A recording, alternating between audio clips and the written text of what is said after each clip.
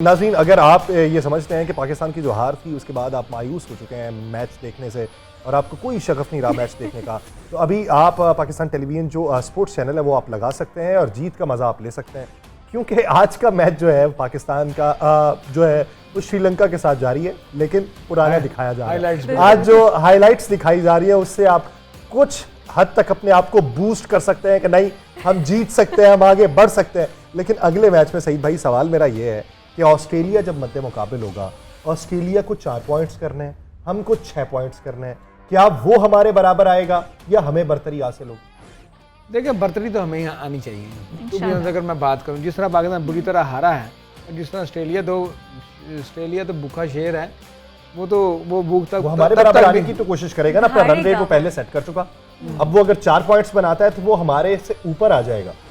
बिल्कुल, देखें, Australian team easy team नहीं है। ये वो टीम है जो किसी भी टीम को, इंडिया को, इंग्लैंड को, साउथ अफ्रीका को, न्यूजीलैंड को, किसी भी टीम को आराम से हरा सकती है। एबिलिटी तो उनके पास बहुत है। अब पाकिस्तान की एबिलिटी की अगर मैं बात करूं, जिसका हमें पता नहीं है कि कब कौन सा चलेगा, कब कौन सा आउट करेगा।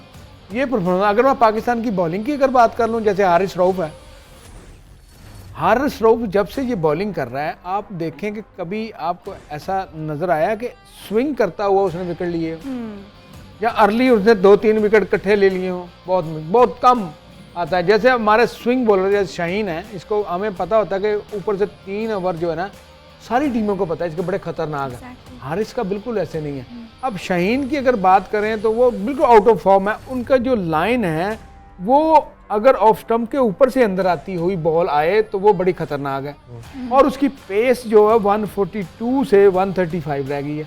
अगर हारिस की बात करें, उसकी पेस उतनी है मगर लेंथ उसकी ऐसी है कि कोई पता नहीं कि वो क्या बॉल करने वाला है। अगर उसकी एंड पे बात करें तो हारिस रऊफ एंड पे बहुत अच्छा है, विकेटें भी वहीं पे लेता है। इसका मतलब है कि कोई बैटर आके उसको मारेगा तो वो विकेट लेगा, अगर नहीं मारेगा तो हारिस रऊफ को वो मारता जाएगा। और हारिस रऊफ की एक गलत चीज़ ये है, वो पेस की वजह से वो चाहता है कि मैं बाउंसर मारूं तो सीधा हेलमेट पे लगे जाके। ये ऐसी बात नहीं है। अगर आपने बाउंसर मारे, आप बुमराह हैं, बुमराह की अगर मैं बात करूं, वो उसको एबिलिटी है कि वो swing the ball and control the line of length and also pace.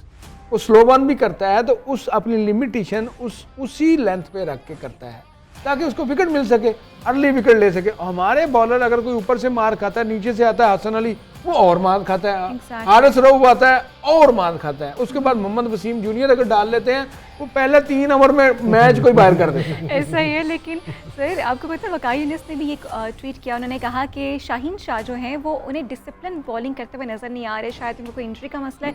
So what do you think about this? देखिए, वही बात मैं कर रहा हूँ ना कि शाहीन की पेस देखिए, जब वो पहले बॉल करते थे नए बॉल से, उनका बॉल ऑफ स्टंप में 4th स्टंप से अंदर की तरफ आता था, जो कि बैटर के लिए बहुत ही खतरनाक बॉल है कि इतनी पेस के साथ बॉल अंदर आ रहा हो। और उसके बाद वो जो यॉर्कर आपने एक भी नहीं देखा, जो शाहीन का इन स्विंग यॉर्कर सीधा ही आगे था, वो हिट करता था बैटर को और वो विकेट लेता था। वो चीज़ें मिसिंग है। प्लस शाहीन ग्राउंड के अंदर भी थोड़ा डाउन आई डोंट नो, पता नहीं क्या वजूहात है, फिटनेस का है या क्या है, बट शाहीन जो है ना, हमारा जो मेन बॉलर है, वो करंट नजर नहीं आ रहा। कप्तान जी, आप हारिस रऊफ के बारे में क्या राय रखते हैं, जिस तरीके से सईद अजमल साहब ने बात की? देखें, सईद अजमल साहब ने तो बड़ी लंबी बातें कर दी हैं। ये नहीं इसने कहा कि जी जो कोच है वहाँ फास्ट बॉलिंग कोच, वो क्या कर रहा है, वो उसको लेके क्यों गए हैं साथ? अगर वो कुछ सिखा नहीं रहा, बता नहीं रहा और मैच के बाद डिस्कस नहीं कर रहा, कैप्टन को नहीं बता रहा कि इसकी प्रॉब्लम क्या है, तो ये चीज़ें फिर कोचिज़ का फ़ायदा क्या है? तो ये मैं सुन रहा था कि कोच जो है फास्ट बॉलिंग कोच, उसकी कोई जिम्मेदारी तो है ना। इसकी बड़ी तनख्वाह लेने हैं, ये आप घबराएं ना। मैं जो कहता हूँ तनख्वाहें पैसे, ये पाकिस्तान के 25 करोड़ वहाँ परेशान होती हैं, इनके दिल होती हैं जब पाकिस्तान मैच आता है। ये साथ ख्याल रखें आप। तो इनको जो मुआवजे मिलते हैं, ये किस लिए हम देते हैं कि निखार पैदा करें और जो गलत चीज़ें हो रही हैं उसको ठीक करें। अब ये जो आप बात कर रहे हैं शहनशाह अफरीदी की और रऊफ की, ये इनकी जो गलतियाँ हैं, ये अब ठीक करेगा कौन? ये तो फिर ऐसे ही है कि जैसे ही गए हैं वैसे ही आ जाएंगे, इनको ना बताने वाला है ना कुछ सिखाने वाला है। तो इस तरह की चीज़ें तो मैं कहूँगा कि कोई टीम मैनेजमेंट हो, कोई डिस्कस हो, कोई उनको जाहिर बात है कि अगर पैसा खर्च किया जा रहा है, अगर तमाम तरफ वक्त लगाया जा रहा है, तो कारकर्दगी निखर के सामने आनी चाहिए।